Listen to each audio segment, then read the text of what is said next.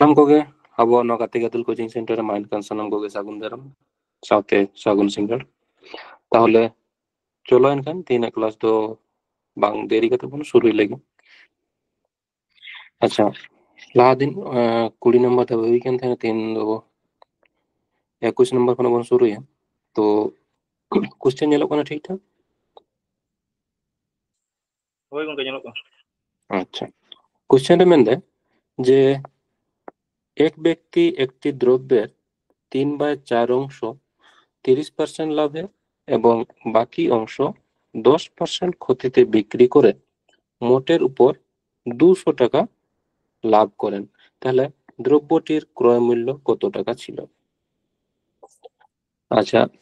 ওই যে 3/4 অংশ মানে টোটাল যদি 4 তাহে কেন তাহে 4 মধ্যে 3 রে আখরিং কা তিনাতে 30% লাভ তে। মানে 3/4 এর মানে হচ্ছে যে টোটাল যদি 4 অংশ তাহে কেন তাহে 4 অংশ মধ্যে 3 অংশ তে আখরিং কা তিনাতে 30% লাভ তে, তাহলে কিছু অংশ তে আখরিং কা তিনাতে 30% লাভ মানে বন ওলা লাভ ক্ষেত্রে তো চেক বনল তাই না প্লাস আর নয় যে 10% ক্ষতি 10% ক্ষতি মানে ধরি কেনা মাইনাস 10% নয় ধরি 10% নয় ধরি কেনা 30% লাভ আর ক্ষতি খাইতে তো 10% ক্ষতি মাইনাস বনল তাই। আচ্ছা, যে মেন কথা যে 3/4 অংশ মানে যদি টোটাল 4 অংশ থাকে কেন তাই যদি টোটাল 4 অংশ থাকে কেন 4 কোনা 3 অংশ তো क्या होगा 30% লাভ তে আখরিং কা, তাহলে 3 অংশ তে আখরিং কা 30% লাভ তে, তাহলে টোটাল 4 অংশ থাকে কেন 4 অংশ রে 3 অংশ আখরিং কা 30% লাভ তে, তাহলে বাকি তিনা সারি হোক না 4 - 3 মানে 1 অংশ, তাহলে না 1 অংশ তে চিকে না 10% ক্ষতিতে মানে 1 অংশ তো 10% ক্ষতিতে আখরিং কা বুঝাও না?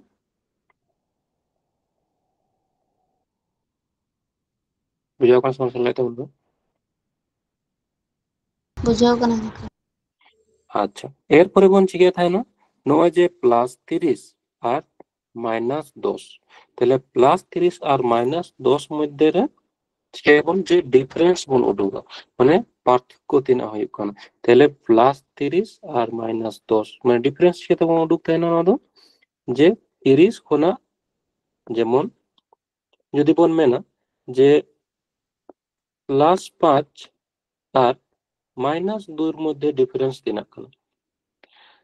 আচ্ছা, সংখ্যা রেখা বন বাড়ায়া যেমন যদি সংখ্যা রেখা মিটিং ড্র হয় তো যেমন নয় তো যদি 0 হইবা তাহলে নতে করে নয় তো হইকানা +1 +2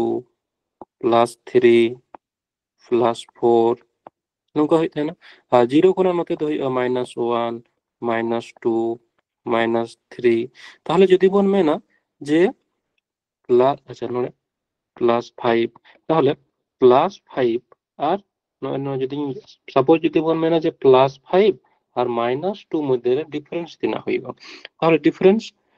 ñelabon noela যে নতে কোন 0 কোন চলা আতিনা +5 মানে নিয়া করে আর -2 মানে -2 তো 0 কোন লেঙ্গা সাইড রে মেনা আদা 0 কোন লেঙ্গা সাইড মানে নয় কোন হতে হই কোন -2, তাহলে টোটাল ডিফারেন্স তিনা হই কেন নয় নতে বন যদি বন ñela তাহলে নতে কোন 5 আর নিয়া কোন নয় হই কেন 2 মানে টোটাল ডিফারেন্স তিনা হই কেন 7 না ডিফারেন্স হই কেন, তাহলে নিয়ে যদি বন উডুগা তাহলে চেকে লাগাতে বন উডুগা নয় যে 5 মাইনাস -2, তাহলে চেকে কেন যে 5 + 2 মানে হই কেন 7 না ডিফারেন্স হই কেন উনকা গে নয় যেমন +30% আর -10%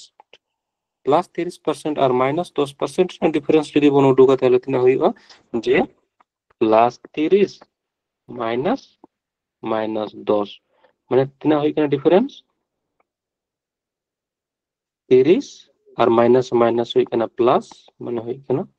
30 + 10 মানে টোটাল ডিফারেন্স হই কেন তিনা 40 বুঝা যাম কেন? ᱦᱳᱭ ᱜᱚᱝᱠᱮ।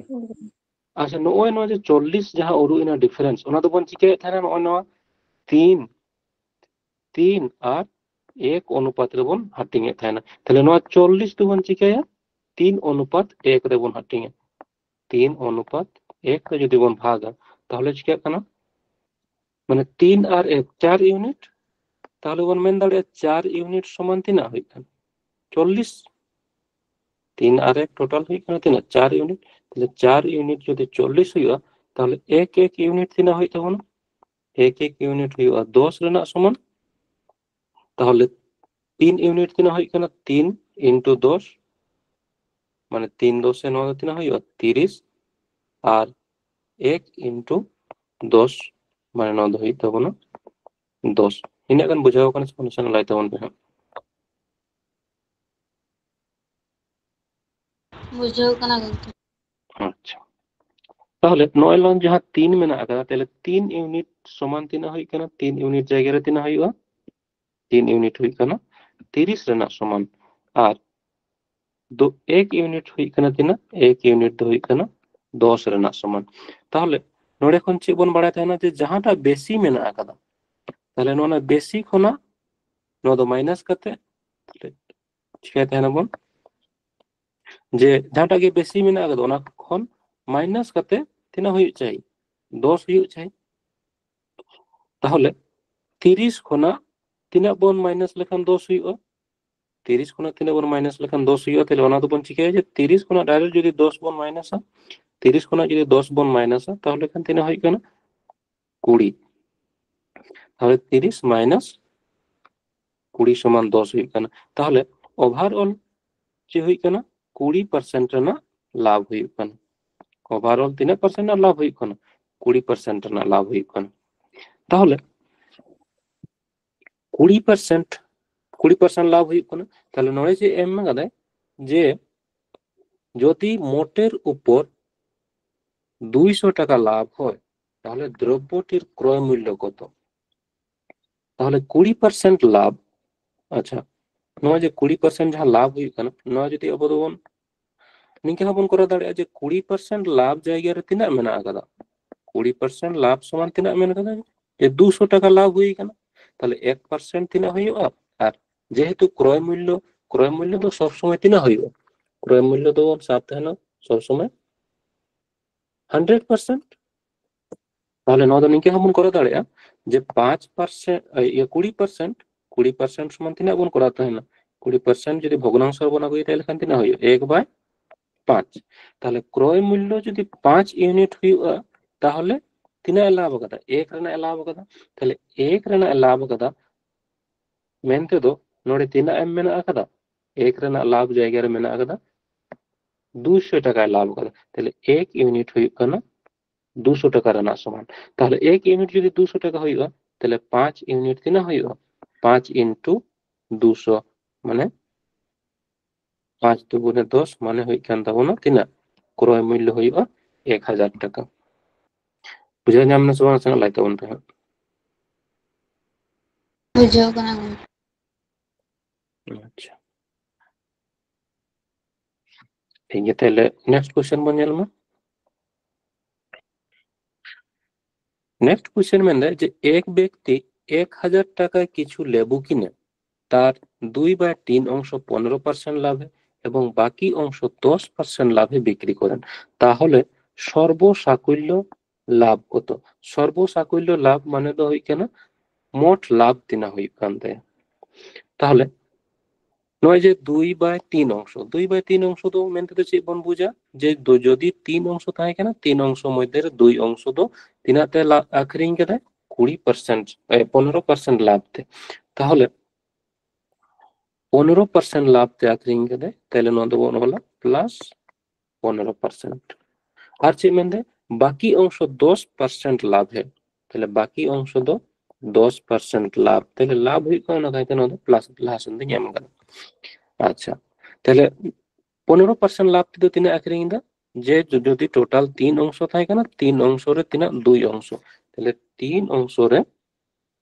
2 অংশ দে আখরিং দা 15% লাভ দে তাহলে টোটাল 3 থাকে কেন তাহলে 3 মধ্যে যদি 2 আখরিং দা তাহলে বাকি সারে কোন তিনা বাকি তিনা হইও এক অংশ ঠিক তো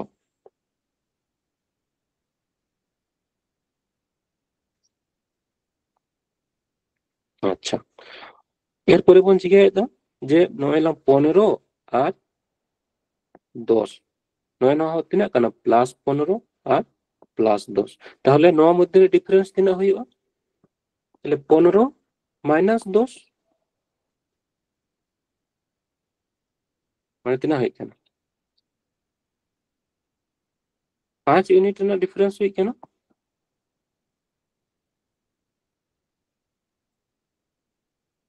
बुझा जाऊंगा समस्या लाइट ऑन पे बुझो कि गंका पहले 15 माइनस 10 माने 5 यूनिट ना 5 यूनिट ना डिफरेंस তাহলে ওনা 5 यूनिट दो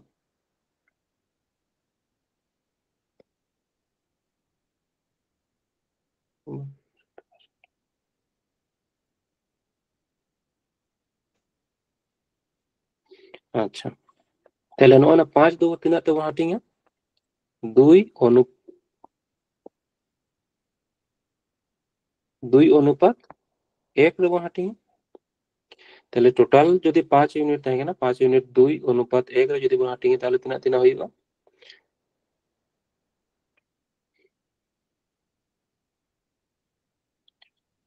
5 পূর্ণ তিনা হইবা 2 আর টোটাল তিনা হয় কেন 2 আর 1 3 তাহলে আর মিটেন তো তিনা হইবা না 5 রে 5 ইনটু তিনা এক অংশ মানে 1 বাই টোটাল তিনা হয় কেন 2 আর 1 3 তাহলে নল তিনা হয় কেন 2 অংশ রে তো তিনা মেনা কাদা 2 অংশ জায়গা রে তিনা মেনা 5 দুগুণে 10 বাই 3 তাহলে নল হয় কেন 10 বাই 3 আর এক অংশ তো তিনা হয় কেন 1 অংশ তো হয় কেন 5 থেকে 5 বাই 3 মানে নল হয় কেন 5 বাই 3 তিনা কারণ বুঝা যাওয়া সমস্যা লাইতে অন पे बुझो कि गंका আচ্ছা এরপরে বন চিকায়া আচ্ছা যাটা বেশি মেনা আকাদা মানে বেশি তিনা মেনা আকাদা 15 কোনা 15 কোনা তিনা মাইনাস লেখান তিনা হইবা 5 বাই 3 আর নিয়া কোনা 10 বন মাইনাস লেখান তিনা হইবা 10 বাই 3 তাহলে চিকায়াবন তাহলে 15 কোনা তিনা বন মাইনাস আচ্ছা 9 5 বাই 3 নয় তিনা বন ওল দাঁড়ায় যেহেতু চেতারে বেশি মেনা আকাদা লাতারে কম মেনা আকাদা তাহলে বন চিকা দাঁড়ায় নয় যে 3 দিয়ে 5 বন ভাগ লেখান তিনা হইবা 3 একে 3 মানে 3 পূর্ণ সরি 3 দিয়ে যদি বন ভাগা তাহলে 3 একে 3 সারে ওনা 2 তাহলে 2 তো চলা চেতান রে আর 3 তো হিজুआ লাতার তাহলে তিনা মাইনাস কোনা 15 মাইনাস 1 পূর্ণ 2 বাই 3 1 পূর্ণ 2 বাই 3 15 মাইনাস 1 পূর্ণ 2 বাই 3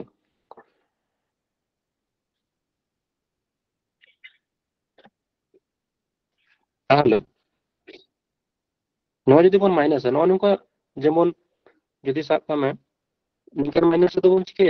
যে নয় নয় যাহা 1 মেনা আকাদা 1 জায়গা রে তিনা বন মাইনাস 1 জায়গা রে 1 নয় আরো যোগ করতে মানে 1 মেনা আকাদা ওনার আরো 1 বন যোগ মানে 1 আর 1 তিনা হই কানা 2 তাহলে 2 বন মাইনাস আর ওনা পরে চিকে বন আচ্ছা 15 মাইনাস 2 যদি বন মাইনাস তাহলে তিনা হই কানা 15 মাইনাস 2 মানে 13 আর এরপরে বন ওলা লাতার যাহাটা মেনা আকাদা ওনা খনা চিতারে না মাইনাস কাতে তাহলে 3 মাইনাস 2 সমান হইবা 1 আর লাতার যাহা তাহেন কানা ওনা দো ওনা বন তাহে হিজুआ তাহলে মাইনাস লেখান দো নে নিকাতে সহজতে মাইনাস হতা है ना আর কি তাহলে ওর উভা তিন লাভ হুই কোন তায়া 13 পূর্ণ 1 বাই 3% না লাভ হুই নয় যে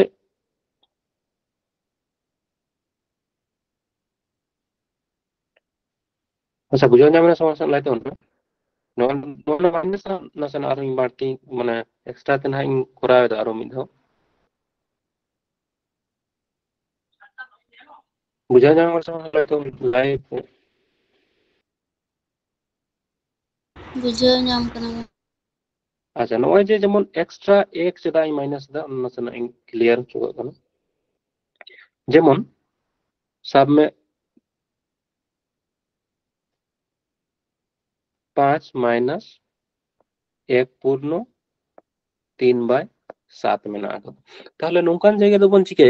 नो एक में ना तो एक जगह रे एक्स्ट्रा आर एक बोन ऐड आर बोन माइनस का ताहले एक में ना खन आरो एक बढ़ती माइनस में ताहले एक आर एक तीना होई कना 2 ताहले 5 खना 2 बोन माइनस लेखान तीना होईगा नो तो 5 खना ओडे नो एक खन आरो एक बोन जोगा आर बोन माइनस ताहले 5 माइनस तीना होई कना 2 ताहले 5 माइनस 2 तीना होईगा 3 और एर परे बन चिके 7 खना चेतान लतार जहां में ओना खना चेतान बोन माइनस लेखान ओना दो चेतान रे बोन ओला 7 माइनस 3 माने होई कना 4 और लतार दो 7 माने 7 गे तहन ताहले ने इनके कते सहज ते माइनस होता है और मिटन जेमन माइनस जदी नेला जे 7 माइनस 3 पूर्ण 3/5 ताहले नोंकन माइनस बन चिके जे 3 जेहेतु मेना आगा 3 रे आर 1 जोग कते माइनस का में 3 आर 1 तीना होई कना 4 ताहले 7 कोना 4 माइनस लेखान तीना होईगा 7 कोना 4 माइनस लेखान तीना होई कना 3 एरपर बन चिके जे 5 कोना 3 माइनस कते चेतान रे बोन ओला 5 माइनस 3 माने होई कना 2 और लतार जहां ते थान का ओना दो ओंडे गे बन दो का ताहले अच्छा चेदा एक्स्ट्रा बोन माइनस चेदा 1 ओना दो ना जेमन ठीक है जे 5 माइनस 3 पूर्ण 1/7 में ना आगे सपोज ताहले ना तो निके बोलो लड़े 5 माइनस अच्छा 3 पूर्ण 1/7 माने 3 प्लस 1/7 ऑल गनो सुबह से लाइट ऑन पे निके बोलो था ना तो जे कोनो पूर्ण मिश्र भग्नांश में ना आगे 3 पूर्ण 1/2 माने 3 प्लस 1/2 निके ऑल गनो ताहले सेम चिके केदा जे 3 प्लस 1/7 हुई ना ताहले 5 माइनस नोड़े तो अच्छा मिटन भग्नांश जेमन 1/3 प्लस যদি মেনা 2/3 তাহলে তিনা হইও না কারণ যে যেহেতু লতার 3 3 মেনা আগাদা মানে 3 দুই কোনা আছে তার 1 আর 3 মিলে গতে মানে 1 আর 2 মিলে গতে তিনা হই কারণ 3 তাহলে 3 3 ক্যান্সেল মানে 1 হইও তাহলে লতার যদি সমান সমান তাহে না আর চেতার হ যদি যোগ কতে ইনা গে হিজুआ তাহলে যোগ লেখান মন তিনা হিজুआ 1 গে হিজুआ তাহলে অনকা গে নড়ে বন চিকে যে যেহেতু 3 মেনা আগাদা তাহলে 3 प्लस 1/7 আর হই এড দাতিনা যেমন 1 মেনা আকানা তাহলে আনন্দ যদি 6/7 যদি এডা তাহলে যে হই কেনা 1/7 প্লাস 6/7 সমান তিনা হইবা লাতার হই তবন লসাগু 7 আর 1 আর 6 মিলা করে তিনা হই কেন 7 তাহলে 7/7 কাটাকাটি লেখান তিনা হইবা 1 হইবা তো যেহেতু নয়লাম যে 6/7 इंच के एड दी ताहले 6/7 एड माने जोगिबा ताहले 6/7 आरो नोड़े दी माइनस कदा जेहेतु जहां नहीं हता है 6/7 एक्स्ट्रा ही हता होता तो 6/7 एक्स्ट्रा माइनस कदा ठीक है ताहले 5 माइनस अच्छा 9 तो तीना होई कना 3 और 9 9 যদি বন যোগা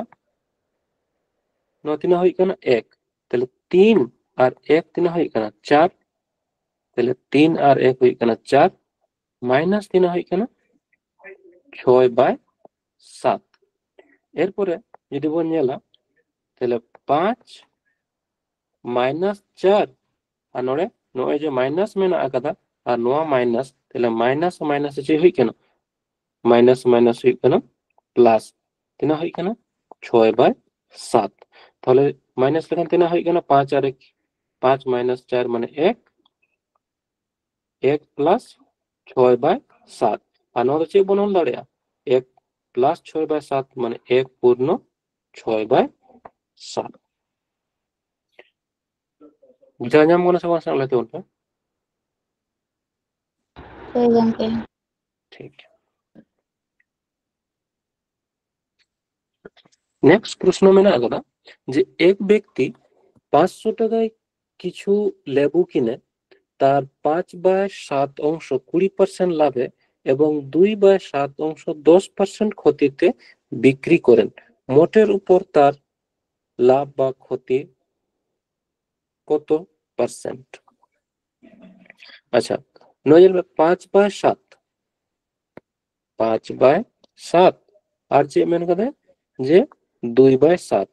আর মেন কথা 2/7 তাহলে টোটাল যদি 7 অংশ থাকে কিন্তু 7 অংশ মধ্যে রে তিনা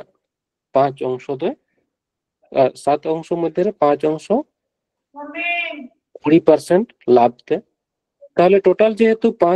7 অংশ থাকে কারণ ওনারে 5 অংশ তো 20% লাভ তে আকরি তাহলে বাকি থাকে কারণ ওনা তো হই কেনা 2 অংশ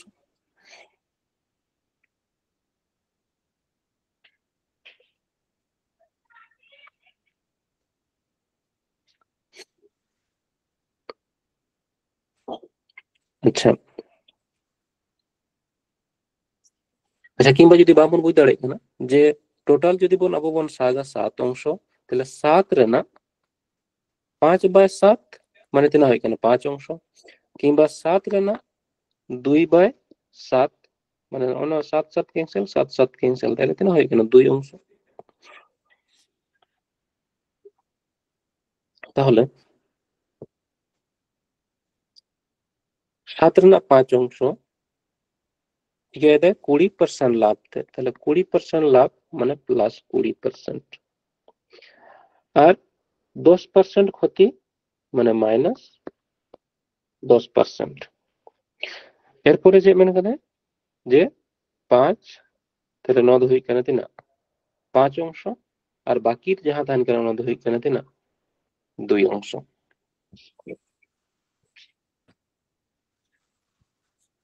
আচ্ছা এরপরে বন জিজ্ঞাসা থাকে না যে ডিফারেন্স যদি বন উঠুগা ডিফারেন্স জিজ্ঞাসা বন উঠুগা যে নদ যেহেতু প্লাস কানা নদ মাইনাস কানা তাহলে ডিফারেন্স যখন বন উঠুগা তাহলে তিনা হই কেন যে 20 মাইনাস মাইনাস 10 মানে তিনা হই কেন 30 মানে অ্যাকচুয়ালি নয় যেমন 20 মাইনাস মাইনাস 10 মানে মাইনাস আর মাইনাস হচ্ছে হই প্লাস তাহলে 20 প্লাস 10 মানে হই কেন 30 তাহলে যে 9 ন 30% 30% এর যাহা ডিফারেন্স হই কেন ওনা দো তিনা অনুপাত হাটিং 5:2 তে তাহলে ন 30 অংশ যাহা হই 30% যাহা হই কারণ তিনা তো হাটিং 5:2 एक्चुअली হচ্ছে কেন 5:2 তাহলে নয় তখন হাটিং 5:2 তে তাহলে 5:2 তে যখন যেমন হাটিং তাহলে তিনা হইবা 30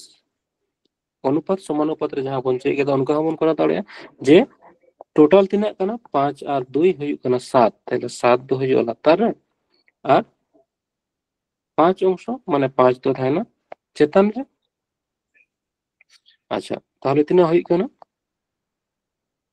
যে কোনো মিটেন বন উডু রহ গানো আচ্ছা সহজ ওয়াকাটা যে যাটা বেশি মেনা কাদা ওনা কোনা মাইনাস লাগা যাটা বেশি মেনা কাদা ওনা কোনা মানে एक्चुअली তো নিকে বন করা থান যে যাহাটা বেশি মেনা কাদা ওনা কোনা মাইনাস কাতে নিনা আগু হইও তাহলে 2 ইউনিট যদি উডুগা যে 2 ইউনিট তো তিনা হইবা যে 30 ইনটু 2/7 30 ইনটু 2/7 মানে তিনা হই কেনা 60/7 60/7 মানে 7 8 56 মানে 8 পূর্ণ 4/7 হইও মানে নয় যদি 7 যদি 60 গুণ ভাগা তাহলে তিনা হয় কেন 7 8 56 মানে সারে ওনা যা 4 তাহলে ওনা 4 দু চলা চেতান আর 7 হই जुआ latar re তাহলে ইন্ডিং উডুক এটা বানার বাং উডুক কতে যে কোনো মিটেন ইং উডুক এটা যাহাটা তো যেহেতু বেশি মেনা কথা তাহলে বেশি কোনো মাইনাস কাতে উডুক হইতে তিনা তাহলে নোয়া 2 ইউনিট দো তিনা হইক কানা 2 ইউনিট হইক কানা তিনা 8 পূর্ণ 4/7 8 পূর্ণ 4/7 তাহলে যে কোনো মিটেন ইং উডুক লেখান কে নোয়া एक्चुअली টোটাল লাভ বা ক্ষতি ওকাটা তিনা হইক কানা ওনাকে তো খোঁজ কানা যে মোটের উপর লাভ বা ক্ষতির হার কত তাহলে নড়ে খন যদি মেনা যে 20 খনা ওন মাইনাস এতিনা 8 পূর্ণ 4/7 তাহলে নুনকান মাইনাস রে তো চেবন নোয়া যেমন 8 মেনা একাদা নোয়া যেমন 8 কানা তাহলে 8 খন তিনা এক্সট্রা বন সাও আরো 1 বন বাড়তি বন মাইনাস তাহলে 8 আর কে 9 মানে 20 মাইনাস 9 তিনা হই কানা 20 মাইনাস 9 মানে হই কানা 11 আর এরপরে বন চিকে থাকে না যে 7 কোনা 4 বন মাইনাস 7 माइनस 4 মানে হই কানা 3 মানে নোয়া 3 দবন ওলা চেতান রে আর লাতার যাহা 7 থান কানা ওনা দো লাতার রে থান তাহলে 3% না লাভ হই কানা 11 পূর্ণ 3/7 তাহলে লাভ টোটাল লাভ হই কানা 11 পূর্ণ 3/7 বুঝা যায় আমার সমস্যা লাগতে হন Buecha kana gongke. ওকে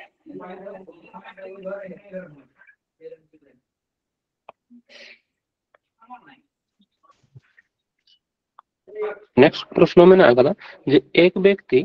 10% लाभे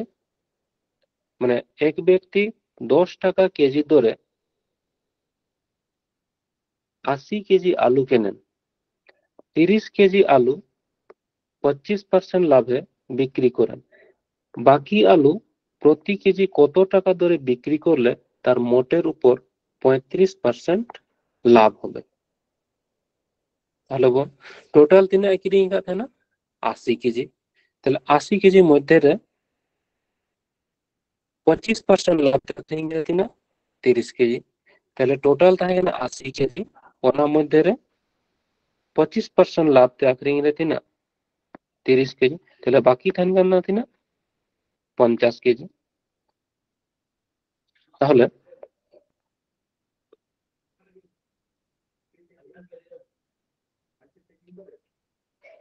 তাহলে বাকি আলু প্রতি কেজি কত টাকা দরে বিক্রি করলে তার মোটের উপর 35% লাভ হবে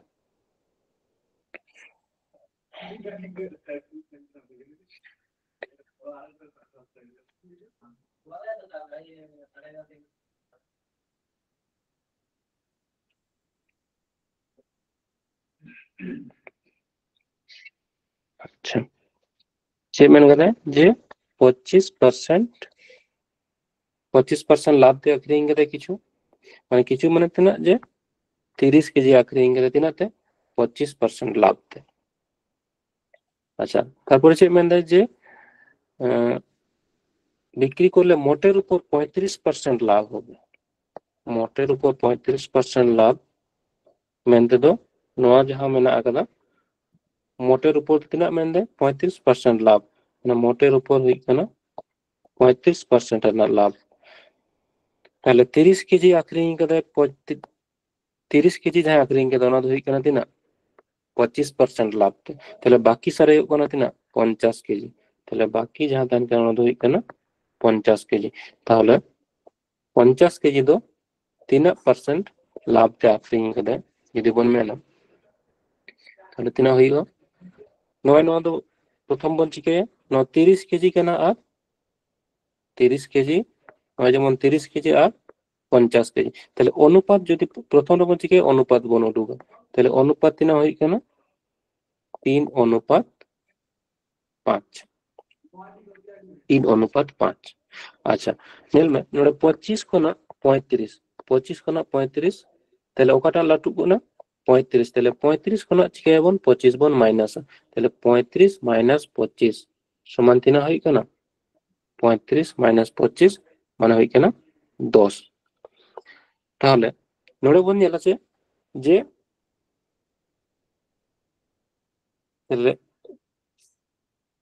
35 माइनस 25 মানে তিনা হই কেনা 10 ইউনিট या 10% তাহলে নরে যাহা অনুপাত মেনা আগাদা নয় যেমন 5 অনুপাত মেনা 3 অনুপাত 5 তো তাহলে 5 ইউনিট হই কেনা তিনা 5 ইউনিট হই কেনা তিনা 10% রেনা সমান তাহলে 1 ইউনিট তিনা হইবা 1 ইউনিট হই কেনা 2% রেনা সমান তাহলে 3 ইউনিট তিনা হইবা 3 ইউনিট হইবা 3 দুগুণে 6% রেনা সমান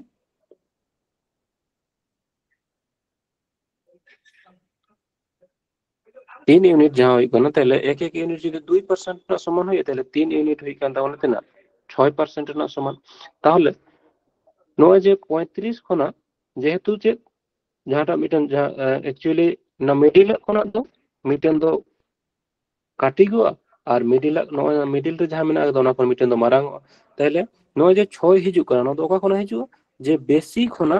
35 बन माइनस लेखन तिना होइबा 6 हिजु ताहले ओना दो चिकाते बन उडुगा नय दो 6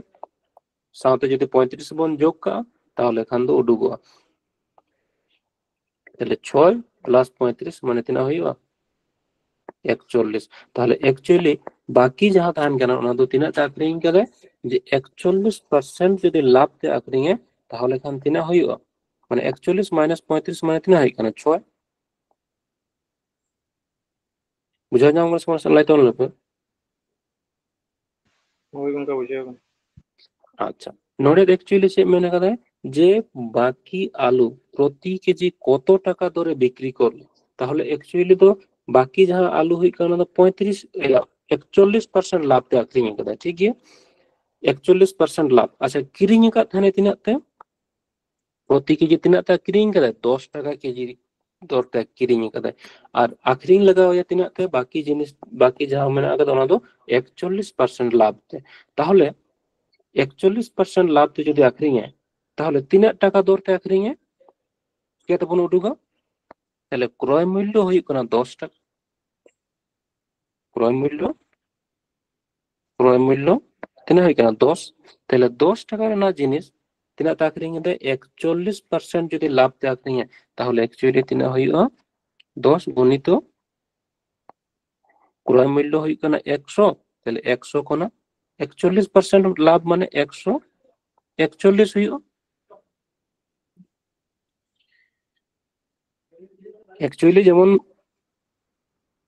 যেমন কোন জিনিস যদি 120 টাকা তেন কিরিঙে নয় যদি বন মেনা যে এক কিনা 120 টাকা যদি সিপি যদি 120 টাকা হইও যদি বন মেনা যে 10% লাভ তাহলে 10% লাভ মানে চলে গা যে লাতার 100 হইও আছে তার তেনা হইও 110 নয় তো যাহা লাভ ক্ষতিরে স্পেশালি ভাবে বনতে একা থাকে না তাহলে তিনা হই কেন যে 100 ইয়া ক্রয় মূল্য তো एक्चुअली তিনা কেন 10 তাহলে 10 গুণিত 41% লাভ মানে 100 র না জিনিস আখরিং যেতে না 141 তাহলে নড়ে বনছি কি যে নয়লাম 00 ক্যান্সেল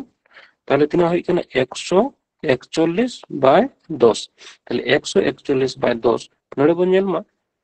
একের পরে তিনা 0 মেনা 1 মিটার কে 0 মেনা আগা তাহলে রাইট সাইড কোন এক ঘর পরে দশমিক হইবা মানে তিনা হই কেন 14.1 টাকা 14.1 তাহলে 14.1 মানে হই কেন 14 টাকা 10 পয়সা তাই তো তাহলে ক্রয় মূল্য ইয়া বিক্রয় মূল্য তো তিনা হইবা 14 টাকা 10 পয়সা বুঝা যাম কোন সমান লাইতে বলবে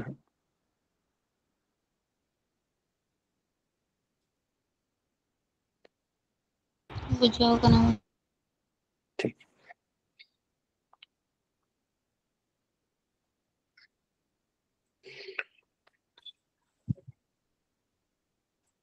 एक व्यक्ति 10 কেজি আলু 10% 10 টাকা প্রতি কেজি দরে কেনেন তাহলে 60 কেজি নুন 10% লাভে এবং বাকি নুন 20% লাভে বিক্রি করেন তাহলে মোটের উপর তার লাভ কত হয়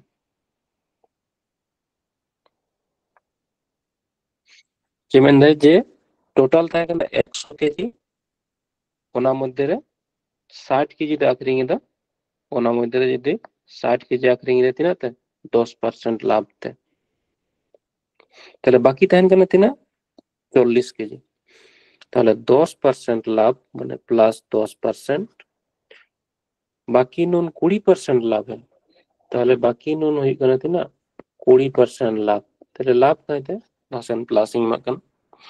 আচ্ছা 10% লাভ তে তিনা আকরিং দা 10% লাভ তে আকরিং দে 60 কেজি। তাহলে বাকি থান কানা তিনা, বাকি থান কানা 40 কেজি। প্রথম রে বন চিকা থানা নোয়া দো অনুপাত কোন অনুরূপ থাকে না, তাহলে 3 দুগুণে 6 আর 2 দুগুণে 4। এরপরে যে 10 আর 20 মানে প্লাস 10 আর প্লাস 20 মধ্যে ডিফারেন্স তিনা হয় কেনা যে 20 মাইনাস 10, 20 মাইনাস 10 মানে তিনা হয় কেনা 10 রেনা ডিফারেন্স। তাহলে নোয়া 10 রেনা ডিফারেন্স নোয়া তিনা তখন হাটিংয়া 3 অনুপাত 2 তে 3 অনুপাত 2। তাহলে 10 ইউনিট হই কানা তিনা एक्चुअली 3 আর 2 5 ইউনিট, কিংবা নিয়ে দাও চিকে তাই না বল যে 10 গুণিত তিনা হই কানা 3 আর 3 আর 2 তিনা হই কানা 5। তাহলে 3 ইউনিট হই কানা তিনা 5 দুগুণে 10 মানে 3 ইউনিট জায়গায় তিনা হই না 3 দুগুণে 6 আর 10 ইউনিট এটা বল হাটিংয়ে 2/5 মানে 5 দুগুণে হই কানা 10 মানে 2 দুগুণে 4। তাহলে 2 ইউনিট জায়গায় তিনা হই কানা 9 হই কানা 4। এরপরে বল চিকে যে যাহা বেশি কেনা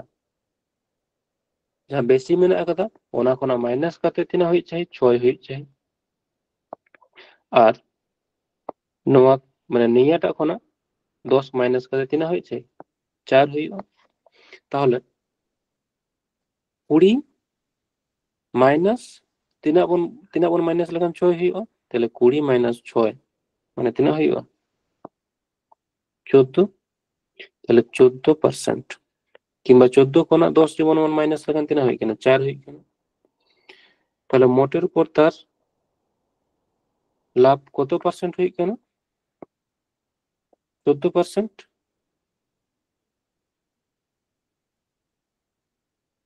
বুঝা গেল কোনো সমস্যা নাই তো বলবে। बुझा अच्छा ina ko jago mena kala এটা বলবে যে একটি পাত্রে দুধ ও জলের অনুপাত 3:1, ওই পাত্র থেকে কত অংশ মিশ্রণ তুলে নিয়ে সমপরিমাণ জল ঢালা হলে নতুন মিশ্রণে দুধ ও জলের অনুপাত সমান সমান হবে। তাহলে দুধ আর জল রেনাᱜ অনুপাত তিনা এম মেনা আকাদা মনে করো কোনো যে পাত্র মেনা আকাদা ওঁडे দুধ আর জল রেনাᱜ অনুপাত যাহা মেনা আকাদা নোয়া খনা যদি নোয়া পাত্র খনা যদি যাহা तिना मिश्रण गेम उडुगा ओंडे हतो दूध और जल रेनाग अनुपात दो इना गे ताहेना। मने करो नो जे नो जहां पात्र मेना आगदा नोडे दूध और जल रेनाग अनुपात 3:3:1 मेना आगदा। ताहले नोडे खना जहां तिना मिश्रण गेम उडुगा ओना रहो दूध और जल रेनाग जहां मिश्रण ओनार अनुपात दो तिना ताहेना 3:1 गे ताहेना। और जहां सारेगो कना ओना रहो अनुपात दो तिना ताहेना 3:1 गे ताहेना। ठीक তাহলে যে মানে একটি পাত্রে দুধ ও জলের অনুপাত হই কানা 3:1, ওই পাত্র থেকে কত অংশ মিশ্রণ তুলে সমপরিমাণ জল ঢালা হলে মিশ্রণে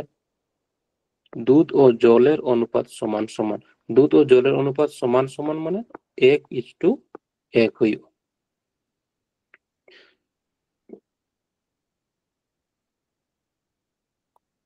তাহলে যে নড়ে যেমন দুধ আর জল রেনাগ অনুপাত মেনা আকাদা তাহলে জল ঢালা হচ্ছে তাহলে তাহলে জল তিনা তাহেন কানা নোরে যদি বন নেলা 3:1 মানে জল তিনা মেনা আকাদা যে টোটাল 3 আর 1 4 অংশ মধ্যে জল তিনা মেনা আকাদা নটা দই কেন জল 3 অনুপাত মেনা আকাদা দুধ আর 1 অনুপাত দছে মেনা আকাদা জল। তাহলে টোটাল যদি 4 অংশ হইবা তাহলে 4 অংশ মধ্যে 1 অংশ দছে কেন জল মেনা আকাদা আর বাকি যাহা মেনদা ᱪᱮ আচ্ছা অ্যাকচুয়ালি মনে করো যে যাহা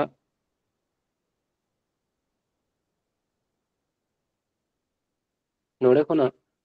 ᱱᱚᱣᱟ ᱢᱤᱫᱴᱮᱱ ᱡᱟᱦᱟᱸ ᱯᱟᱛᱨᱚ ᱱᱚᱣᱟ ᱨᱮ ᱛᱤᱱᱟᱹᱜ ᱢᱮᱱᱟᱜ ᱟᱠᱟᱫᱟ 3:1 অনুপাত রে 3:1 অনুপাত রে ᱪᱮᱫ ᱢᱮᱱᱟᱜ ᱟᱠᱟᱫᱟ দুধ আর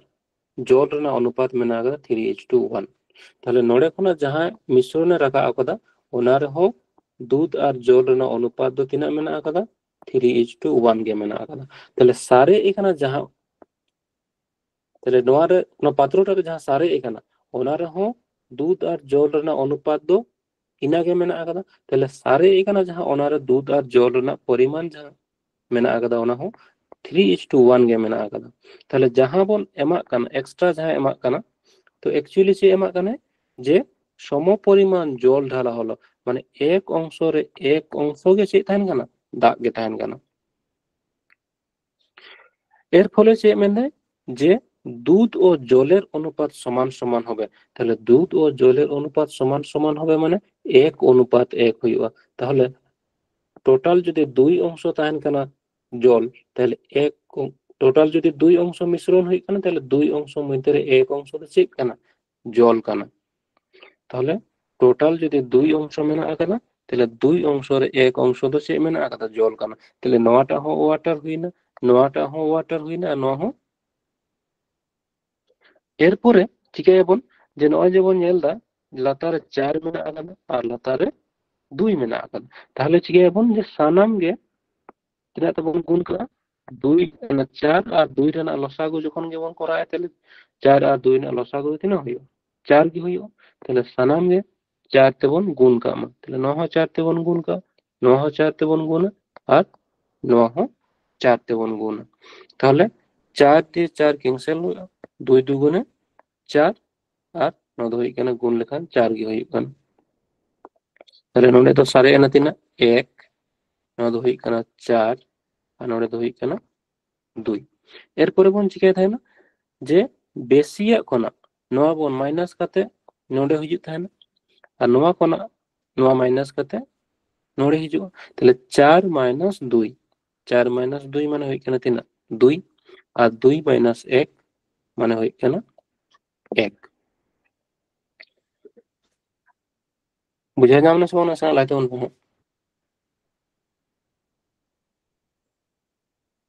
বুঝাও কানা গᱚᱝᱠᱮ আচ্ছা নয় যে নয়া যাহা বন সা আকাদা 3:1 মানে যাহা সারে একানা ওনা রে হো 3:1 গে মেনা আকাদা দুধ আর জল রেনা অনুপাত দো তাহলে নয় যে পরেতে যাহা এম দেয় তাহলে নয়া দো হই কানা পরেতে দাগ কো দুল কদা ওনা দো হই কানা 1 তাহলে সারে একান থাকেনা ওনা রে তো তিনা থাকে কানা মিশ্রণ থাকে কানা 2 অ্যাকচুয়ালি যাহা বন সা আকাদা নয়া যে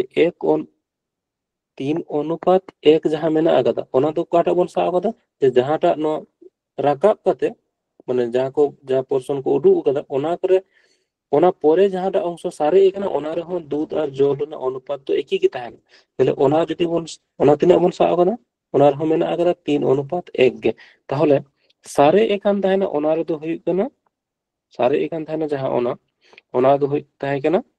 2 একক ওনা মধ্যে আরো তিনাᱜ কো দুল লেদা পরেতে 1 তাহলে নয় প্রশ্ন মেনা আকাদা যে ওই পাত্র থেকে কত অংশ মিশ্রণ তুলে নিয়ে তাহলে টোটাল দো নয় যেমন 2 সারে একান তাহেনা আর ওনার 1 কো দুল কাদা মানে 2 সারে একান ওনার আরো 1 এ রাকাব কাতে আরো 1 কো দুল কাদা তাহলে খান হচ্ছে হই কেনা যে টোটাল তিনা থাকে কানা 2 আর 1 টোটাল থাকে কানা 3 আর 3 মধ্যে রে তিনা কো রাকাব কাদা তিনা অংশ কো রাকাব কাদা তাহেনা 3 অংশ মধ্যে রে 1 অংশ কো রাকাব কাদা ইয়া 1 অংশ কো দুল কাদা বুঝা যাওনা সমান সমান লাইতে উন পায় তাহলে তিনা হই কানা 1/3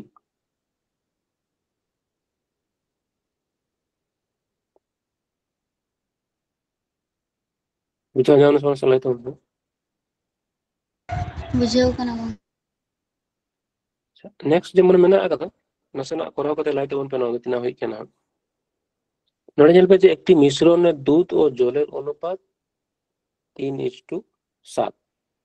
তাহলে ওই পাত্র থেকে কত অংশ মিশ্রণ তুলে নিয়ে সমপরিমাণ দুধ ঢালা হলো আমাদের অ্যাকচুয়ালি সমপরিমাণ দুধ ঢালা হলে দুধ ও জলের অনুপাত 1:1 হবে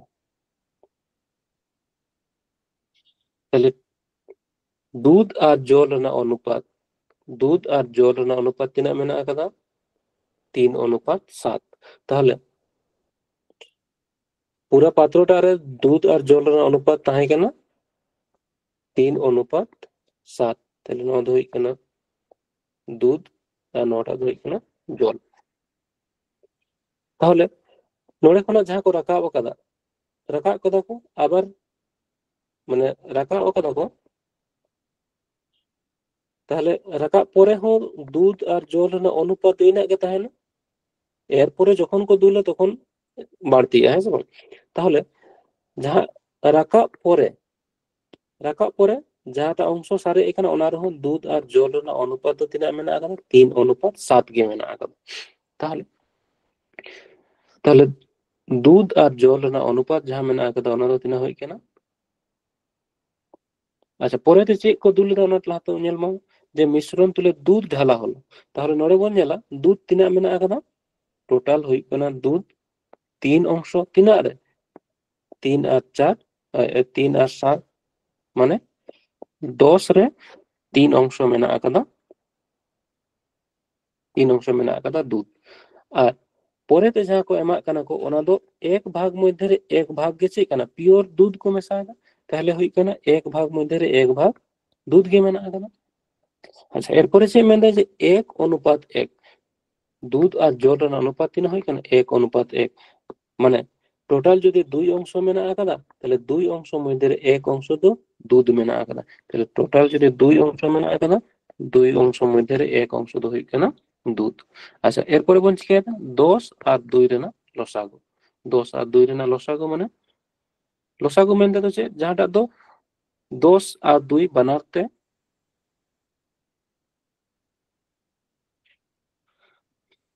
10 আর 2 রে যখন কেবল লসাগু হইয়া তাহলে তিনা হইয়া 2 তে যদি বন কাটাও 2 5 দুগুণে 10 2 একে 2 মানে 5 দুগুণে 10 তাহলে পুরাটা অংশ তিনা তে বন গুণা 9 আর 10 তে বন গুণা 9 আর 10 তে বন গুণা আর 9 আর 10 তে বন গুণা তাহলে 10 10 ক্যান্সেল মানে সারে এনা নড়ে তিনা 3 আর নড়ে দো হই কানা 10 আর 9 দো হই কানা তিনা 5 দুগুণে 10 আচ্ছা এরপরে বন ঠিক যে যাটা বেশি মেনা কথা ওনা কোন দবন মাইনাস তাহলে 10 মাইনাস 5 মানে হই কানা 5 আর 5 মাইনাস 3 মানে হই কানা 3 5 মাইনাস 3 মানে 2 তাহলে যাটা সারে এখান থেকে দো তিনা কানা সারে এখান থেকে ওনা দোন সাও কাদা যেহেতু নোটা जहां 3 বার 7 দো কাটা বন সাও কাদা যে जहां রাকাব পরে जहां সারে এখান থেকে ওনাটা রেহো दूध और जल रना अनुपात दो 3:7 गे ताहे कना तले दूध तीना ताहे कना दूध जहां सारे एकान था ओनार ताहे कना तीना 3/7 तले सारे एकान था ओना दो तीना कना 5 और परे ते जहां दूल दा ओना दो हुई कना 2 ताहले टोटल तीना ताहे कना टोटल दो 5 और 2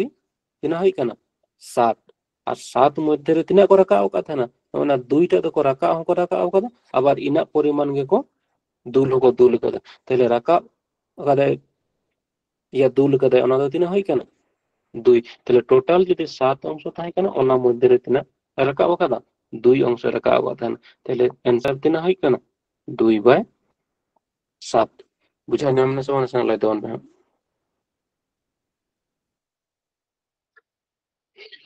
নেক্সট প্রশ্ন মানে আগা একটি পাত্রে 50 লিটার দুধ আছে ওই পাত্র থেকে 20 লিটার দুধ তুলে নিয়ে সমপরিমাণ জল ঢালা হলো এই পদ্ধতি একবার করার পর পাত্রে কত লিটার দুধ থাকবে তাহলে টোটাল তিনা তাহে কেনা 50 লিটার দুধ তাহে কেন, তাহলে 20 লিটার চিকায় দুধ তুলে নিলে সম পরিমাণ জল ঢালা হলো। আর এই পদ্ধতি আর একবার মানে টোটাল 3 বার হুই কেনা। প্রথম রে তো নয়লাম 50 লিটার খনা 20 লিটারে রাখাব কাদা को। আবার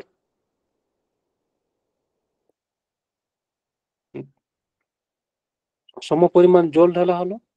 তারপরে চিকায় দেয় আর একবার মানে পদ্ধতিটা তো আর মিট ধাও চালু করা। তাহলে নঙ্কান কোশ্চেন তো বন চেলে বন করা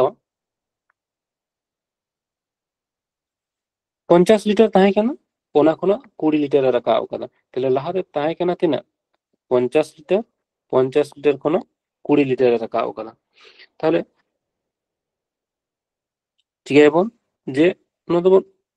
ভগ্নাংশ রে বন কনভার্ট কা আমা। তাহলে যদি টোটাল 5 অংশ তাহে কেনা 5 অংশ মধ্যে রে 2 অংশ রাখাব কাদা। তাহলে 5 অংশ 5 অংশ থাকে কেনা 5 অংশ রে 2 অংশে রাখাব কাদা। তাহলে সারিগো কোনা তিনা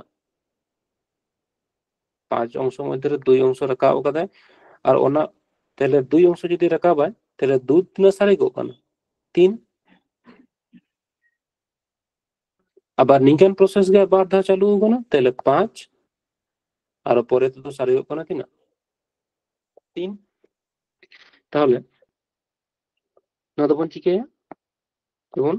গুণ কামা বন 5 5 25 আর 3 তিরিখে 9। তাহলে লাহাতে যদি 25 লিটার তাহে কেনা ইয়া 25 ইউনিট তাহে কেনা তাহলে নিতো তো নিকা প্রসেস যদি চালু তাহলে নিতো তো দুধ রেনা পরিমাণ তিনা হইও 9 ইউনিট। তাহলে যে মেন দেয় যে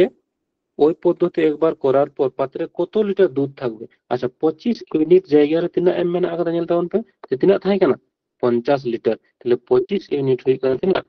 25 ইউনিট যদি 50 লিটার হইও তাহলে এক এক ইউনিট তিনা হইও এক এক ইউনিট হইয়া 25 দুগুণে 50 মানে এক এক ইউনিট হই কেনা 2 লিটার। তাহলে নিতো সারে এখানে তিনা দুধ রেনা পরিমাণ হই কেনা 9 দুগুণে 18 মানে 18 লিটার। বুঝা যাওয়ার সময় সামলাইতে হবে। যেমন প্রথম রে চিক মেন কেদা যে টোটাল যদি 5 অংশ তাহে কেনা 5 অংশ মধ্যে রে 2 অংশতে রাখাব কাদা। আর 2 অংশ হচ্ছে এমা কানা যে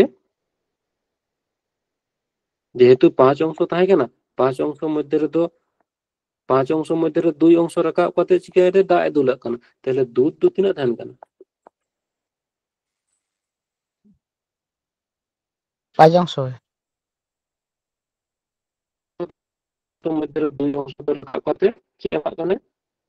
দায় দুলাক। তাহলে দুধ তিনা থান কানা 3 অংশ থান কানা। তাহলে নিকে গাল में প্রসেস চালু তাহলে 5 গুণা 3 তাহলে নৌকা তো কোন চিকে যে আর নহব আমা। তাহলে তিনা হই কেনা 5 5 25 আর 9 হই কেনা 9। তাহলে লাহাতে যদি 25 ইউনিট থাকে তাহলে নিতো তো সারে এখানে 9 ইউনিট। আচ্ছা নেক্সট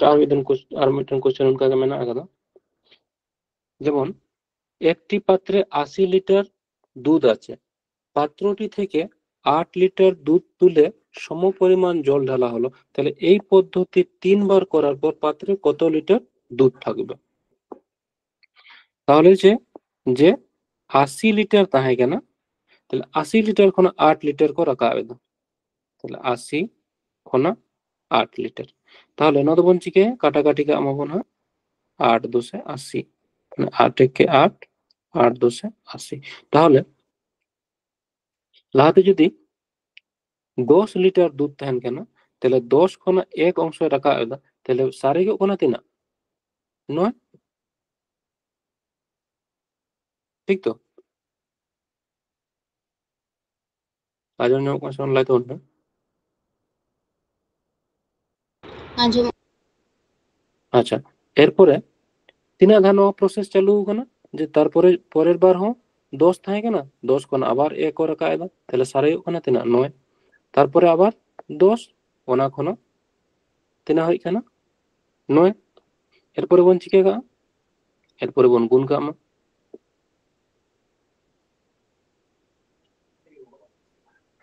তাহলে ওই কানা তিনা 9 না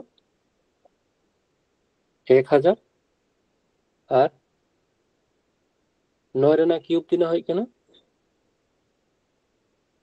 729 729 তাহলে লাহাতে যদি 1000 থাকে কেনা তাহলে নিতোগ তিনা মেনা আকাদা 729 তাহলে লাহাতে যদি 1000 ইউনিট দুধ থাকে কেনা তাহলে নিতোগ তিনা মেনা আকাদা 729 ইউনিট তাহলে 1000 ইউনিট জায়গারে তিনা মেনা আকাদা থাকে কেনা লাহাতে তিনা 80 লিটার তাহলে চে বন অল দাড়েয়া যে 1000 ইউনিট হইᱩᱜ কানা তিনা 80 লিটার ᱨᱮᱱᱟᱜ সমান তাহলে 1 ইউনিট হইᱩᱜ কানা তিনা 1 ইউনিট হইুᱜ তিনা 80 বাই 1000 তাহলে 729 ইউনিট তিনা হইুᱜ 729 আচ্ছা 0 0 ক্যান্সেল এরপরে তিনা হইুᱜ 8 দিয়ে 8 9 72 এর 2 8 দুগুণে 16 16 আর 7 16 আর 7 হইুᱜ 23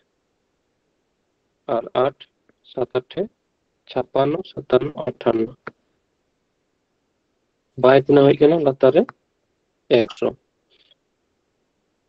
তাহলে একের পরে বারিয়া জিরো মানে রাইট সাইড কোন বারিয়া পরে দশমিক হইব তাহলে 58 পয়েন্ট তিনা হইুᱜ 2 লিটার তাহলে নিতোগ তিনা সারে এখানে 58.32 লিটার বুঝাও না আমরা সমস্যা লেতাম তো বুঝাও কেনা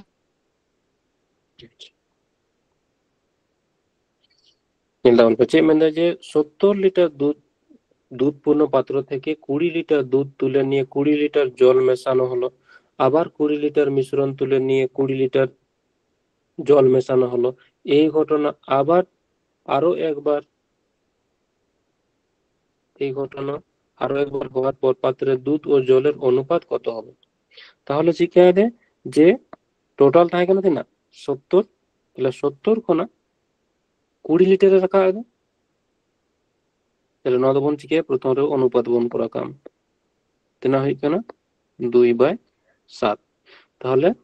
7 কোনা লাতে যদি 7 মেনা আগানো তাহলে 7 রেনা 7 কোনা 2 রাখা হবে তাহলে সারে কোনা তিনা 5 তিনা ধান প্রসেস হই কেনা নয় জীবন 70 কোনা 20 রাখা দেয় আর 20 লিটার মেশায় দেয় মিটেন প্রসেস আবার 20 লিটার রাখা হবে আবার 20 লিটারে মেশায় দেয় বারবার প্রসেস হই কেনা যে মেন্দা আরো একবার বলে তো স্পেলিং না ভুল কেনা এই ঘটনা আরো একবার হওয়ার পর মানে আর মিধা হই কেনা তাহলে 2 আর 1 3 বার তাহলে আরো 7 কোনা তিনা হই কেনা 5 আর মিধা হই কেনা 7 কোনা 5 তাহলে তিনা হই কেনা 7 রেনা কিউব তিনা হই কেনা আর 5 রেনা কিউব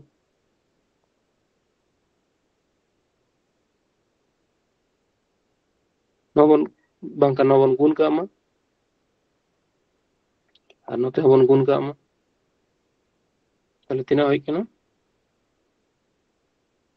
গঙ্কে 343 343 আর নদ হই কেনা তিনা 125 তাহলে অনুপাত দো তিনা হই না লাহাতে যদি আচ্ছা নিয়া দো হই কেনা তিনা 343 আচ্ছা 343 দো হই কেনা লাহাতে 343 যদি দুধ থাকে কেনা তাহলে নিতো দুধ তিনা হই কেনা 125 কিন্তু প্রশ্ন রয়েছে মেনা কথা যে এই ঘটনা আরেকবার করার পর দুধ ও জলের অনুপাত তাহলে নয় ঝাপন করা কে না তো চেক কেনা দুধ রেনা পরিমাণ দুধ তিনা মেনা কথা তাহে কেনা 343 আর নিতো সারে এখানে তিনা 125 তাহলে দুধ মেনা কথা তিনা 125 দো চেক কেনা 125 দো হই কেনা দুধ ঠিক है তাহলে বাকি যাহা মেনা কথা ওনা দো চিকাতে বন উঠুগো নয় না নয় যে 343 কোনা 125 বন মাইনাস का दूध और जल अनुपात जेहेतु मेन कदा তাহলে दूध তিনা হই কেন 125 তাহলে জল তিনা মেনা কदा एक्चुअली পুরোটাকে সম্পূর্ণটাকে দুধ থাকে কেন তাহলে সম্পূর্ণটা গে দুধ থাকে না মানে তিনা থাকে না 343 দুধ থাকে না তাহলে নিতো তিনা সারে এখানে 125 তাহলে জল তিনা আমি সেটা 43 মাইনাস তাহলে তিনা হই কেন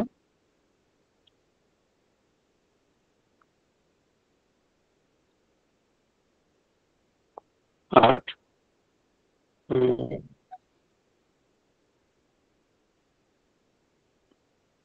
1 আর 2 তাহলে জল হই কেন তিনা 218 আর দুধ হই কেন 125 তাহলে অনুপাত তো তিনা হইবা দুধ অনুপাত জল মানে 125 অনুপাত 218 বুঝা যায় আমরা সমান সামলাইতে অন্ত হ্যাঁ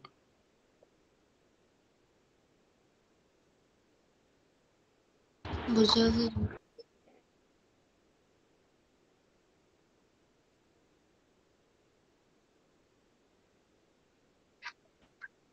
আচ্ছা নেক্সট মনে আছে না যে ওয়াইন পূর্ণ একটি পাত্র থেকে 18 গ্যালন ওয়াইন তুলে 18 গ্যালন জল মেশানো হলো পুনরায় এই পাত্র থেকে 18 গ্যালন মিশ্রণ তুলে 18 গ্যালন জল মেশানো হলো বর্তমান পাত্রে ওয়াইন ও জলের অনুপাত যদি ওয়াইন ও জলের অনুপাত যদি 256 অনুপাত 369 হলে প্রথমে পাত্রে কত গ্যালন ওয়াইন ছিল আচ্ছা তাহলে সম্পূর্ণ গে লাহাতে তো চেয়ে থাকে না ওয়াইন গে থাকে না তাহলে নিতো তো চেয়ে মেনা আকাদা ওয়াইন আর জল রেনা অনুপাত তিনা মেনা আকাদা 256 অনুপাত 369 তাহলে অ্যাকচুয়ালি তো যেহেতু নিনা ওয়াইন মেনা আকাদা নিনা তো চেয়ে কেনা জল মেনা আকাদা তাহলে সম্পূর্ণ লাহাতে যখন বন মেনা তিনা থাকে কেনা ওয়াইন তাহলে না পুরো সম্পূর্ণটা গেছে হইবা ওয়াইন গে থাকে কেনা তাহলে টোটাল বন চেক আনো বন যোগ কা 256 সাথে তিনা যোগা 369 মানে তিনা হয় কেন 9 আর 6 15 5 6 12 আর ওইখানে তিনা 625 তাহলে নড়ে কোন যে বন মেন দাঁড়ে তাহলে ওয়াইন যদি 625 থাকে কেন আর নিতো ওয়াইন তিনা মেনা আকাদা 256 তাহলে লাহাতে থাকে কেন 625 আর নিতো সারে এখানে তিনা 256 তিনা আধা প্রসেস হই কেন যে 18 লিটার তুলাও করতে 18 লিটার को ঢালাও করতে মানে মিডটেন প্রসেস হই না আবার 18 লিটার তুলা করতে 18 লিটার को ঢালাও করতে মানে বারিয়া প্রসেস হই কেন তাহলে তিন আধা প্রসেস হই কেন 12 ধা প্রসেস তাহলে কি হইবন যে নোয়া রেনা দবন যেহেতু ওনার দবন গুণ তাই না নোয়া দবন চিকে যে বর্গমূল হবন যদি পরে তো যাহা মেনা আগাদা যে অনুপাত যদি তাহে না যে নিনা অনুপাত নিনা হই কেন নিনা দা প্রসেস চালু করতে তাহলে নোয়া দবন চিকে বর্গমূল হবন তাহলে বর্গমূল লেখান তিনা হই কেনা 625 মানে তিনা না বর্গমূল নোয়া না বর্গমূল তিনা হইও 25:16 আর নোয়া হই কেনা তিনা 16 তাহলে লাহাতে যদি 25 25 ইউনিট ওয়াইন থাকে কেনা তাহলে মিড ধাপ নোয়া एक्चुअली তিনা উডু কেনা মিড ধাপ প্রসেস রে তাহলে লাহাতে থাকে কেনা 25 ইউনিট ওয়াইন তাহলে খান দো 16 ইউনিট মিড ধাপ প্রসেস রে খান দো 16 ইউনিট ওয়াইন হই কেন তাহলে তিনা গান को তুলা होगा ना তিনা ইউনিট को তুলা होगा তাহলে 25 মাইনাস 16 মানে তিনা হই কেনা 9 ইউনিট তাহলে 9 ইউনিট জায়গায় তিনা को তুলা होगा না নড়ে তিনা আমনে আগাদা 9 ইউনিট জায়গায় মেনা আগাদা 18 গ্যালন তাহলে 9 ইউনিট হই কেনা তিনা 9 ইউনিট হই কেনা 18 গ্যালন ঠিক আছে তাহলে এক এক ইউনিট তিনা হই কেনা এক এক ইউনিট হই কেনা 2 গ্যালন না সমান তাহলে 25 ইউনিট তিনা হইবা 25 ইনটু 2 মানে যে মানে কথা যে লাহাতে তিনা থাকে না, তাহলে প্রথমে পাত্রে কতগুলা ওয়ান ছিল, তাহলে 25 ইউনিট হয়ে গেল। 25 ইন্টু 2 মানে 50 50 গ্যালন। বুঝা যাও না সান সান লাইতে উনবে।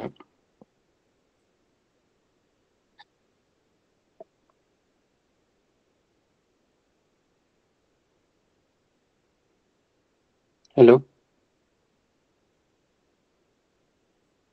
बुझो कना गंके আচ্ছা নেক্সট বঞ্জেল মা যে দুধ পূর্ণ একটি পাত্র থেকে 20 লিটার দুধ তুলে 20 লিটার জল ঢালা হলো, আবার ওই পাত্র থেকে 20 লিটার মিশ্রণ তুলে নিয়ে 20 লিটার জল দ্বারা পূর্ণ করা হলো। এই ঘটনাটি আর একবার ঘটার পর দুধ ও জলের অনুপাত 8:19। তাহলে সম্পূর্ণ তো চेक থাকে না, লাহাতে তো সম্পূর্ণ দুধ গিতো থাকে না। নিতো চेक মেনা কথা দুধ আর জল রেনা অনুপাত 8:19 8:19 ঠিক আছে। তাহলে যদি 8:19 মেনা কথা তাহলে লাহাতে তো চेक থাকে না, সম্পূর্ণটা কি চेक থাকে দুধ কে থাকে না। আর নিতো দুধ তিনা মেনা কথা দুধ মেনা কথা 8 ইউনিট। তাহলে লাহাতে তিনা থাকে না 8 আর 19 মানে যোগ করতে যদি বন নেলা তাহলে যোগ লেখার মধ্যে না হইবা 19 আর 8 হই কেন 27 ইউনিট। তাহলে লাহাতে 27 ইউনিট দুধ থাকে না, আর নিতো তিনা সারে এখানে দুধ 8 ইউনিট। তাহলে নিতো হই কেন 8 ইউনিট। আচ্ছা প্রসেস তিনা ধা হই কেন যে 20 লিটার জল মানে দুধ তুলে 20 লিটার ঢালা হলো, আবার 20 লিটার তুলে নিয়ে 20 লিটার ঢালা হলো। আবার এই ঘটনা আরেকবার ঘটার পর তাহলে মানে মিধা প্রসেস বারধা প্রসেস আরো আরো মিধা হই কেন মানে পেধা প্রসেস হই কেন। তাহলে নিয়া ক্ষেত্রে তো বন চিকে পেধা প্রসেস হইবা মানে তো ওর দেবন ঘনমূল। তাহলে না হই কেন ঘনমূল যদি বন করা তাহলে 27 না ঘনমূল তিনা হইবা एक्चुअली 27 ना घनमूल মানে 3 গুণিত 3 গুণিত 3 ঘনমূল মানে পেয়া কোনা মিটেন উডুগুয়া, বর্গমূল মানে বারিয়া কোনা মিটেন উডুগো থানা। তাহলে 9 9 তিনা কেন 27 27 মানে 3 গুণিত 3 মানে 3 3 3 9 3 নাম 27। তাহলে তিনা হই কেনা 3 আর 9 8 8 মানে তিনা হইবা 2 গুণিত 2 গুণিত 2 মানে ঘনমূল মানে হই কেনা তিনা 2 রেনা কিউব কানা 8। তাহলে না যদি বন ঘনমূল বন করাওয়া তাহলে তিনা হইবা 2। তাহলে লাহাতে যদি 3 তাহে কেনা আর নিতে তো হই কেনা মানে প্রথম মিধা প্রসেস রে তো লাহাতে যদি 3 ইউনিট তাহে কেনা তাহলে মিধা প্রসেস করাও কতে তো তিনা হই কেনা 2 ইউনিট সারে গো কেনা। তাহলে নয় চेक মেনতে 20 ইউনিট তুলে 20 ইউনিট ঢালা হল। তাহলে তাহলে যদি লাহাতে 3 ইউনিট তাহে কেনা তাহলে সারে গো কেনা তিনা 2 ইউনিট। তাহলে তিনা এ রাখা অবকা থানা তিনা তুলে অবকা থানা 20 লিটার। তাহলে 1 ইউনিট 1 ইউনিটে তুলা होगा আর 1 ইউনিট জায়গায় তিনা এম মেনা কথা 20 লিটারে তুলা होगा। তাহলে 1 ইউনিট হই কানা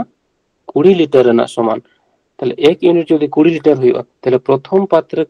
প্রথমে কত লিটার দুধ ছিল, তাহলে প্রথমে তিনা ইউনিট থাকে না 3 ইউনিট। তাহলে 3 ইনটু 20 লিটার। তাহলে 3 ইনটু 20 মানে তিনা হই কেনা 3 20 60 লিটার। তাহলে লাহাতে তিনা থাকে না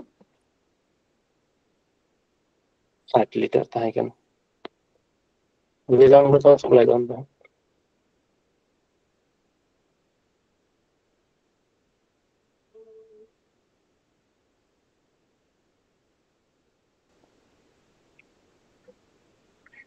আচ্ছা দুটি পাত্রে দুধ ও জলের মিশ্রণে দুধের পরিমাণ যথাক্রমে 20% ও 40%। পাত্র দুটি থেকে মিশ্রণ নিয়ে একটি গ্লাসের 2 অংশ এবং 3 অংশ ভর্তি করা হলো, তাহলে গ্লাসের দুধের ভাগ কত। তাহলে বারিয়া পাত্ররে সে মেনা আকাদা দুধ না পরিমাণ মেনা আকাদা 20% আর মিটেন রে মেনা আকাদা 40%। যে মেন দেয় যে প্রথম অংশ রেনা যাহা মেনা আকাদা না 2 অংশ को हटा है তাহলে না দই কেন 2 অংশ, দ্বিতীয় যাহা মেনা আকাদা না দই কেন 3 অংশ। তাহলে যে মেনা আকাদা গ্লাসের দুধের ভাগ কত সেটা বলুন তো। যে 20 আর 40 ᱨᱮᱱᱟᱜ ᱰᱤᱯᱷᱟᱨᱮন্স 20 আর 40 ᱨᱮᱱᱟᱜ ᱰᱤᱯᱷᱟᱨᱮন্স ᱛᱤᱱᱟᱹᱜ ᱦᱩᱭᱩᱜ ᱠᱟᱱᱟ 40 माइनस 20 মানে 20 ইউনিট তাহলে 20 ইউনিট তিনাগ তে হাটিঙা 2 অনুপাত 3 তে তাহলে 3 আর 2 হই কানা তিনা 5 তাহলে 5 ইউনিট হই কানা 20 তাহলে 5 ইউনিট যদি 20 হইবা তাহলে 1 1 ইউনিট তিনা হই কানা 1 1 ইউনিট হই কানা 4 তাহলে 2 ইউনিট হইবা 2 গুণিত 4 মানে হই কানা 8 আর 3 গুণিত 4 মানে 3 4 12 বুঝা যাম কোন সমস্যা লাই তোমরা নঠেন কিংবা নিকা আমরা হাটিং দাঁড়া যে 20 মেনা আকাদা 20 অনুপাত তিনাগ তে 2 অনুপাত 3 তে মানে 2 তো চলা চেতান রে আর 3 আর 2 হই কানা লাতার 5 তাহলে 5 4 20 আর 4 2 গুণ হই কানা 8 আর 3 মানে 20 ইনটু 3/5 মানে 5 4 20 তাহলে 3 4 হই কানা 12 তাহলে 2 ইউনিট জায়গা রে তিনা হই না 2 ইউনিট জায়গা রে হই কানা 8 আর 3 ইউনিট জায়গা রে হই কানা 12 এরপর বন চিকে যে যাটা বেশি মেনা আকাদা যাটা বেশি মেনা আকাদা ওনা কোনা নিয়া মাইনাস কত তিনা হইছে 8 তাহলে 40 মাইনাস 8 মানে তিনা হইও 32% তাহলে গ্লাসে দুধের ভাগ তিনা হইও 32% বুঝে গেলাম কোন সমস্যা নাই তখন বুঝাও কেন ওকে আচ্ছা কেমন দেয় যে তিনটি পাত্রে দুধ ও জলের মিশ্রণে দুধের ভাগ 20% 40% 60% নিয়ে তো লহাতে করা হই কিনা সে উনকাকে দিশায় না 20% তাহলে 20% মেন তো তিনা বন বুঝা 1/5 40% সমান হই কিনা 2/5 60% সমান তিনা হইয়া 3/5 যে মেন করে যে দুধ রেনা ভাগ হই কিনা তিনা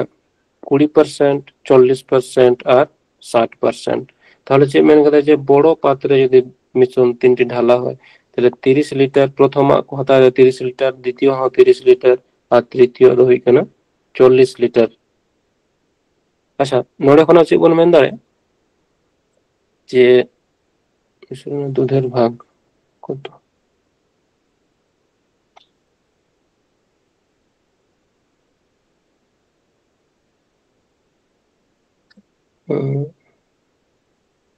আচ্ছা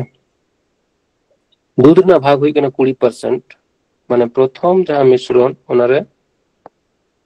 দুধ আর জল না অনুপাত যদি বন উডুগা তাহলে তিনা হই কিনা दूध में ना आगदा थी ना 5 भाग मध्य रे 1 भाग दूध में ना आगदा 5 भाग मध्य रे 1 भाग यदि दूध में ना आगदा तेला बाकी जहां सारे कौन दो चाहिए ना जल गन द्वितीय द्वितीय जहां मिश्रण में ना आगदा ओना रे से मैंने कहते 5 भाग मध्य रे दूध 2 भाग दो होई कना दूध तेला 2 भाग यदि दूध होइयो तेला बाकी सारे कौन दो थी ना 3 भाग दो चाहिए कन जल कन अच्छा तृतीय जहां पात्र में आगदा ग्लास ओनारे चे मैंने कहा जे 3/5 60% মানে 3/5 তাহলে টোটাল যদি 5 ভাগ में ना 5 ভাগ মধ্যে 3 দো চাই কেন 3 দো কেন দুধ তাহলে বাকি যা সারে কোন দো চাই কেন জল তাহলে নদবন ছিয়া কে অনুপাত বন করাবেন আচ্ছা এটা কেন বুঝা যাম কেন गोके ओनाटा नोड़े जे 3/2 ओनरे ओन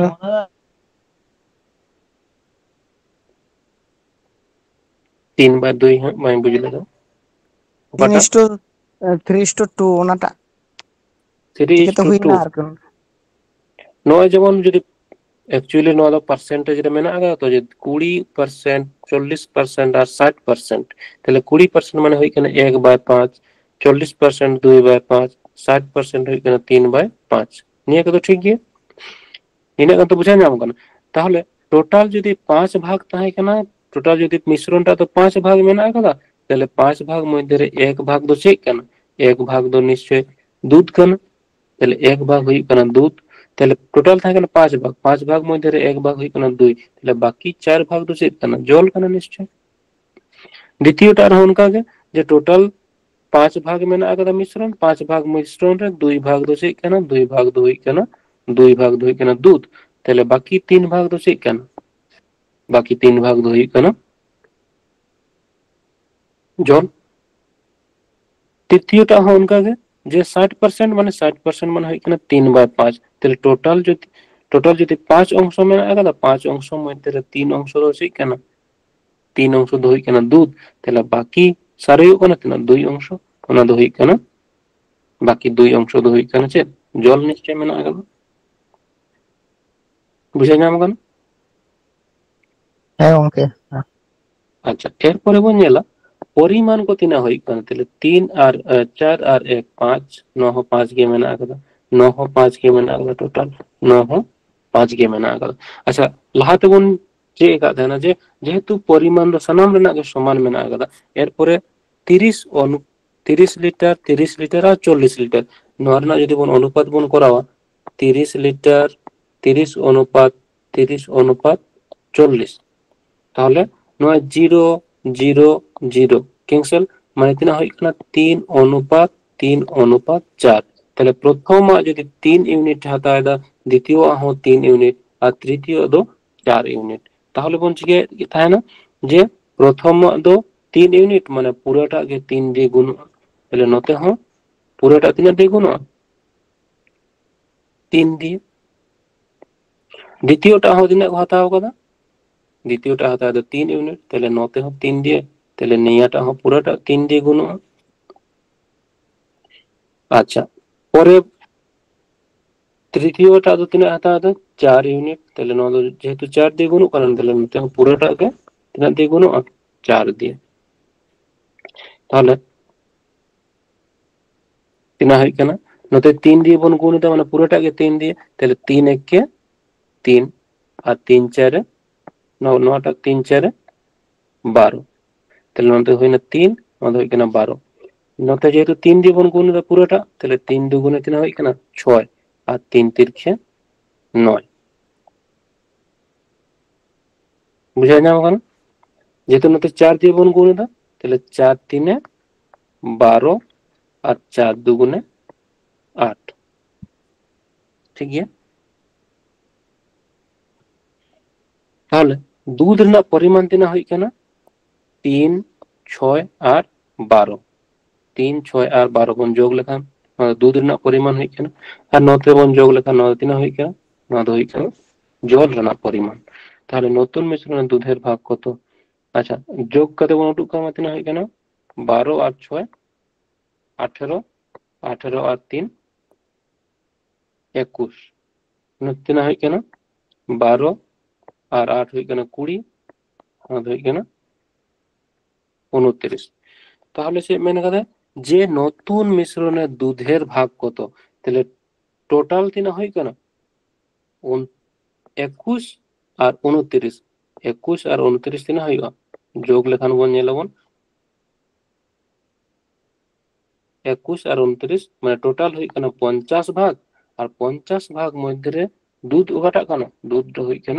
21 তাহলে 50 ভাগ মধ্যে দুধ তিনা মেনা আকাদা 21 ভাগ তাহলে 21/50 আচ্ছা 21/50 एक्चुअली নড়ে তো তাহে কেন যে 3% হইবা তাহলে 21/50 যদি পার্সেন্টেজ তো বন আগুইয়া তাহলে গুণিত 100 মানে তিনা হই কেন 50 দুগুণে 100 মানে 3% হইবা 42% एक्चुअली নড়ে তো তাহে কেন যে দুধের ভাগ কত মানে দুধের ভাগ কত পার্সেন্ট তাহলে 3% হইবা 42% বুঝা যাওয়ান সমান লাইতো হ্যাঁ গঙ্কে আচ্ছা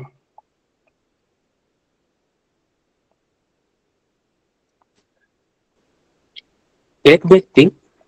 নেক্সট প্রশ্ন হই কেনা এক ব্যক্তি 8,000 টাকা দুই অংশে ভাগ করে 2 বছরের জন্য 8% ও 12% সুদের হারে জমা রাখলেন। 8% ও 12% সুদের হারে জমা রাখলেন। তাহলে মেয়াদ শেষে যদি 1520 টাকা সুদ পেল তাহলে 12% হারে কত টাকা জমা রেখেছিল? আচ্ছা,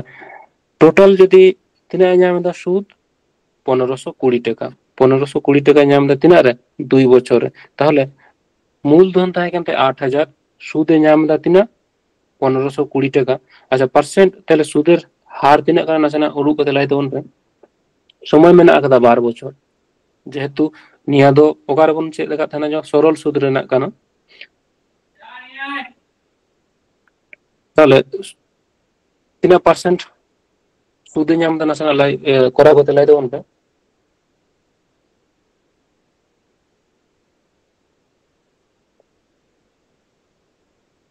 সুদ মূলধন মেনা আকদা 8,000, সময় মেনা আকদা 2 বছর, আর সুদে ñam আকদা 1520 টাকা।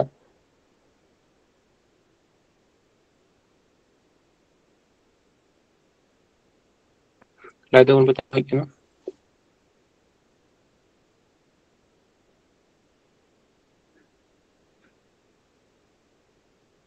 আচ্ছা, 2 ñam এক বছর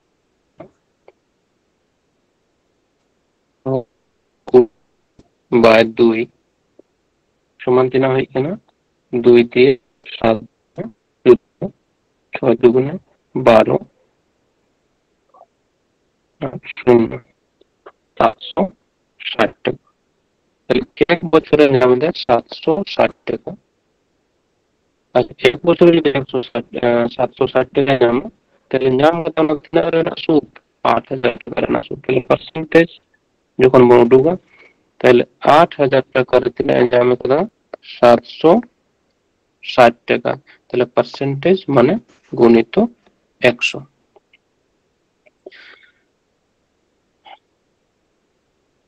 তাহলে 0 0 0 0 ক্যান্সেল, 0 0 क्योंकि ক্যান্সেল, 9.5%। তাহলে হই কোন 9.5%। 8 9 72 5 8 40 ঠিক।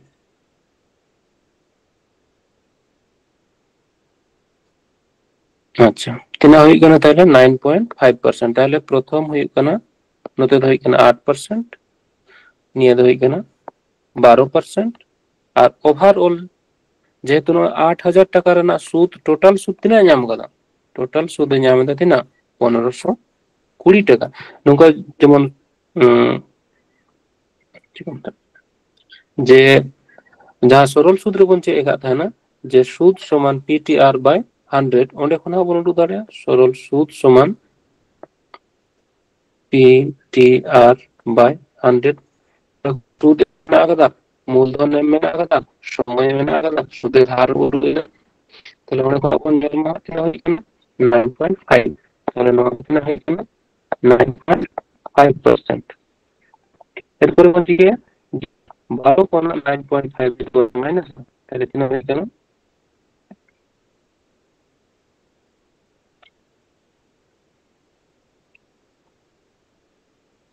2.5, আর 9 হয় কেন যে 9.5 মাইনাস 8 মানে 1.5। আচ্ছা, দশমিক বানাতে কি মেনা का তাহলে দশমিক দশমিক গুণ তুলা মানে বানাতে কি একই এক ঘর পরে কাতে কি মেনা তাহলে দশমিক দশমিক উঠায় না।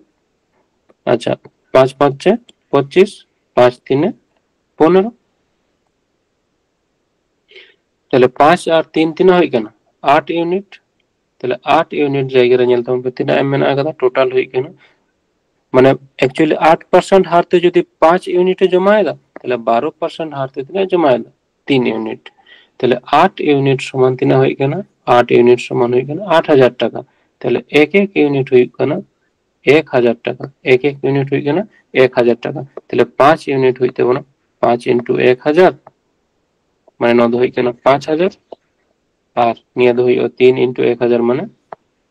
3,000। তাহলে ওটা খোঁজে কেন যে 12% হারে জমা রেখেছিলেন, তাহলে 12% হারে জমা রেখেছিলেন তিনা হই কেন 3,000 টাকা। बुझाव ᱧᱟᱢ ᱮᱱᱟ ᱥᱮ ᱵᱟᱝ ᱞᱟᱹᱭ ᱛᱟᱵᱚᱱ ᱯᱮ ᱦᱟᱸᱜ बुझाव कना ठीक गया मा एनखान ताहले तेहनाग क्लास दो नोडे गेबोन मुचादा आर प्रश्न दो बानुग आकाद गया